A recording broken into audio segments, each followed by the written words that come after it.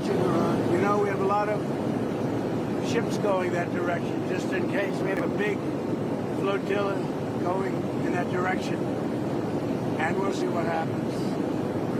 It's a big force. We have a big force going toward Iran. I'd rather not see anything happen. We have an armada. We have a massive fleet heading in that direction, and maybe we won't have to use it. We'll see. At the moment, it's not clear what the status of the mass protests are in Iran. The regime imposing an internet blackout now. It's lasting 15 days. Wow. But the president has suggested the deadly crackdown by the regime, it has to stop, and offered us a glimpse into what might happen if that were to change. Watch. If you hang those people, you're going to be hit harder than you've ever been hit. It'll make what we did to your Iran nuclear look like peanuts. Our Middle East correspondent, Zach Anders, he has the latest developments on the rising tension in the region. He joins us live now. Zach. Well, Bob, the U.S. issuing new sanctions on Iranian oil today, while the United Nations is urging the regime to halt the killings. The protesters appear to now avoid confrontation with security forces and describing to us that the scenes on the streets, it's full-scale martial law, especially in Tehran, after an untold number of massacres played out across the country last week. More than 2 weeks now of an internet blackout, and still the information that we do get comes from those uploading via Starlink to the satellites or regime television, which is what you're seeing some here. This was Iranian leaders this week admitting that the number of the dead tops 5,000. That true number is likely far higher, but Iranian officials are admitting that at least 5,000 are dead. Iran blaming the United States, threatening full-scale war with America, sharp rhetoric, and it's being met with a strong U.S. response, at least with asset movement. This week, we have seen a heavy lift of hardware moving into the region, including additional air defense systems and 2 carrier strike groups moving in from the Atlantic and the South Pacific. Both are likely still days away from striking distance on Iran, but it is hard to say just how far out they are. Certainly over the weekend, they're going to be very close. The president, as you heard on Air Force One, saying that a huge flotilla is moving our direction, and we feel the anticipation growing on this side of the world. Israeli reports claim that defensive preparations are complete, and one Israeli report claims that that Jerusalem has informed the U.S. that it is willing to absorb a worst-case missile scenario of some 700 ballistic missiles if it led to regime change in Iran. For perspective, we looked at about 500 ballistic missiles fired during the 12-day war.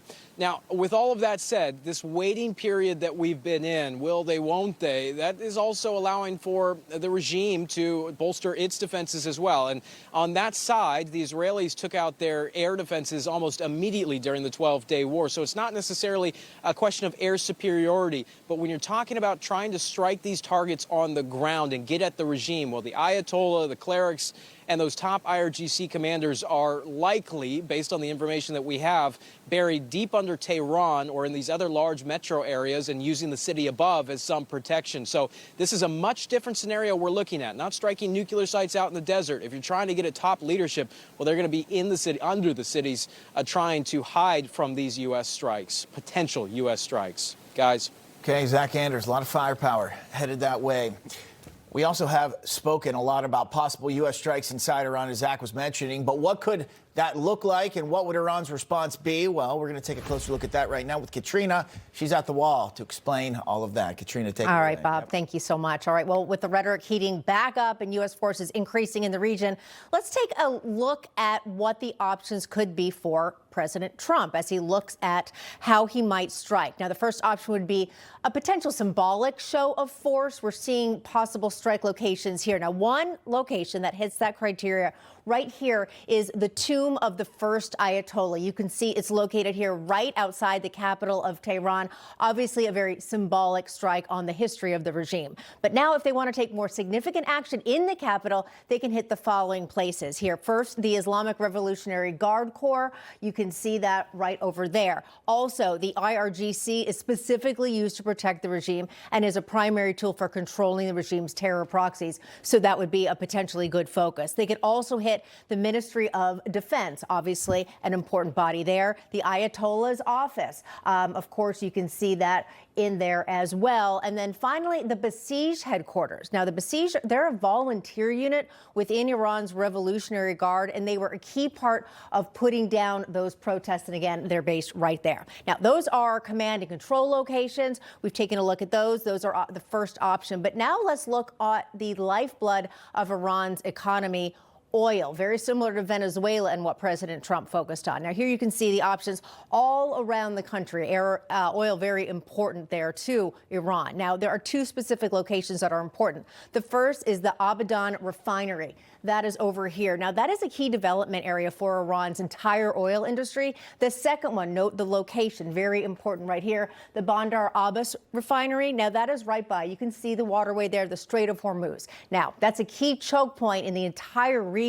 That strait right here, the Strait of Hormuz, carries roughly 20% of the world's oil supply every single day. And a hit there could obviously cripple Iran's already flailing economy. So all eyes on the Strait of Hormuz. And now we've gone through the command and control and also the energy. So let's move to Iran's nuclear sites. Now, we remember, of course, back in June, the U.S. successfully conducted Operation Midnight Hammer, which disabled Iran's nuclear sites. But there are questions about if these sites could be brought back online. Now, if the U.S. wanted to end the nuclear threat for good, they could go back and bomb the sites again that they hit in June. Now, first they bombed Fordo, which is right there. Also Isfahan, you can see that here, and then Natanz, all located closely. But those are considered the three key nuclear installations in the country. But there's also said to be work going on near Natanz right here at Iran's Pickaxe Mountain. And the entire focus there is trying to take their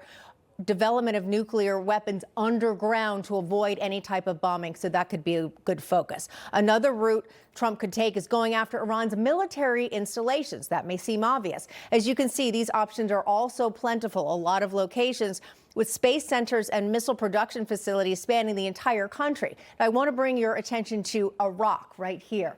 Now, that is near Tehran. Not only is it a missile production site, but it is also, think of this one, a heavy water reactor, which is key for what? The production of nuclear weapons. All right, so those are the options to strike Iran. The president certainly not limited in targets, but he has to take into account what the Islamic Republic's response to any attack would be. We've got some options here. Some U.S.-controlled bases and other military sites in the region. Here are all of the U.S. military bases in the Middle East. Right here, Al Udeid Air Base in Qatar. Okay, right there. And the Iranians hit that base already back in June following the U.S. strikes on the nuclear program.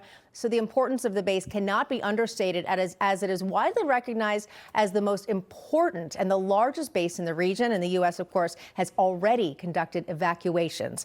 Now, what are Iran's capabilities to hit these sites? All right, here's a look at the missiles they have in their arsenal and also the missile ranges. We showed you all of those bases. Well, essentially here, of course, here's Iran, here's the opportunity to actually use their missiles. They can basically strike any U.S. base or ally in the region. So in the Middle East, they have pretty good targets. One of the first places to look for retaliation is outside of that Al Udeid, and that, of course, would be Israel. You can see that on the very edge of their capabilities. We know they can do it because back in the 12-day war between Israel and Iran, the Iranians proved they do have the capabilities to hit Israel from Tel Aviv to Jerusalem. I know that is a lot to take in, but a lot of options there on both sides.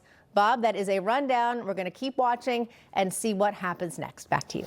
Lot there to get through. Katrina, thank you so much for explaining all of that. Joining us now to discuss the latest military movements in and around the Middle East and the rising tensions with Iran, the spokesperson for the Department of War, Kingsley Wilson. Kingsley, it's a pleasure to have you on American Agenda. Thanks for stopping by.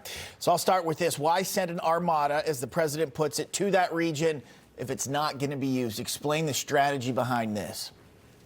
Absolutely. Thanks for having me. So President Trump, as we know, is the peace through strength president. And it is our job at the Department of War to make sure that we are prepared and that we are providing the commander-in-chief options. That is what we are doing here by sending these assets to the Middle East. We are in support of his directives and making sure that if he decides to act or not, he will have options at his fingertips. This is about protecting American interests abroad and protecting the homeland and keeping all of our American assets and bases over there safe. So the Department of War stands ready if the Commander-in-Chief decides to use our assets and our military personnel. Of course, though, we always hope diplomacy and peace is the first course of action, and I think we have seen that throughout this president's tenure, this term and the previous term. So we stand by and we stand ready if called upon to act. Kingsley, I want to get your thoughts about this here. The Department of War put out a video celebrating 1 year since President Trump returned to office, and also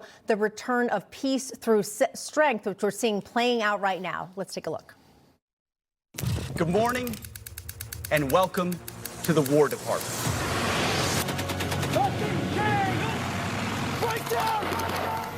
If you attack the United States of America, we will crush you without mercy. That's why we named the former Department of Defense the Department of War. 7 American B-2 bombers dropped the 14 30,000-pound each bombs on Iran's key nuclear facility. Nicolas Maduro had his chance. Kingsley, we know that the president has focused very much on being offensive instead of playing defense here in the United States, as we seem to have done for quite some time. We had lost a lot of ground on the world stage. How important do you think it is that globally the perceptions are obviously changing?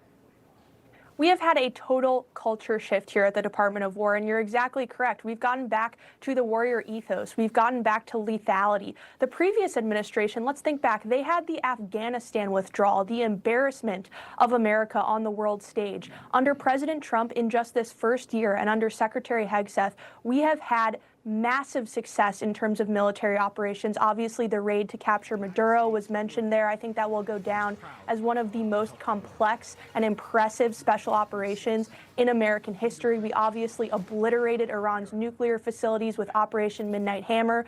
Operation Midnight Rider also was crucial for opening up the right of ships to pass freely through the Red Sea and to dismantle the Houthi terrorists who were Iranian-backed and terrorizing ships that Biden turned a blind eye to. So the American people and our enemies and adversaries around the world know that America is back. America is strong. And that sends a message, and it gives the president optionality in regions like the Middle East right now, and it lets people know that he means what he says, he will follow through, and he has the full might of the American military behind him. Yeah, Kingsley, we have to go, but real quick, who comes up with the names for the missions? Our wonderful joint staff team under Chairman Jan Raisin Kane comes up with those, and they do a great job. They really do. Okay, I had to ask. All right, Kingsley Wilson, thank you so much for joining us. We appreciate it.